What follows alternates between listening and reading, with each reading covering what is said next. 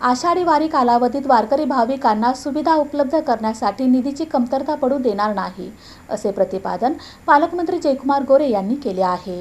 आषाढी यात्रेसाठी श्री संत ज्ञानेश्वर महाराज व श्री संत तुकाराम महाराज पालखी सोहळ्यासह अन्य संतांच्या पालखी सोहळ्यांबरोबर मोठ्या प्रमाणात वारकरी भाविक चालत येतात. दरम्यान पालखी मार्ग, तळ या ठिकाणी सुविधा देण्यासाठी निधीची कमतरता भासणार नाही. तसंच लाखो भाविक पंढरपुरात येतात. अशा सर्व भाविकांच्या राहण्याची व्यवस्था पंढरपूर शहरात करण्यात यावी, यासाठी प्रशासनानं तयारी करावी, अशा सूचना ग्रामविकास व पंचायत राज मंत्री तथा पालकमंत्री जयकुमार गोरे यांनी दिल्या आहेत. दरम्यान पंढरपूर इथल्या KVP महाविद्यालयाच्या सभागृहात आयोजित आषाढी वारी सोहळा 2025च्या पूर्वतयारीच्या अनुषंगानं पालकमंत्री जयकुमार गोरे हे मार्गदर्शन करत होते.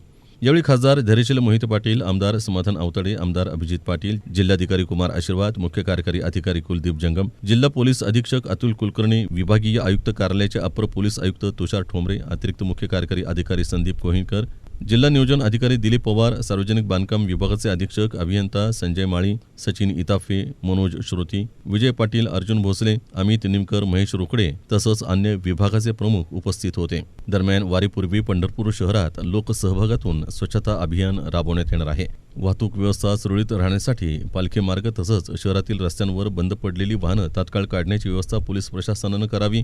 वाखरी ते पंढरपूर रस्त्याचं काम राष्ट्रीय महामार्ग प्राधिकरणनं तात्काळ पूर्ण करण्याबाबत कार्यवाही करावी, अशा सूचना पालकमंत्री जयकुमार गोरे यांनी या बैठकीदरम्यान दिल्या.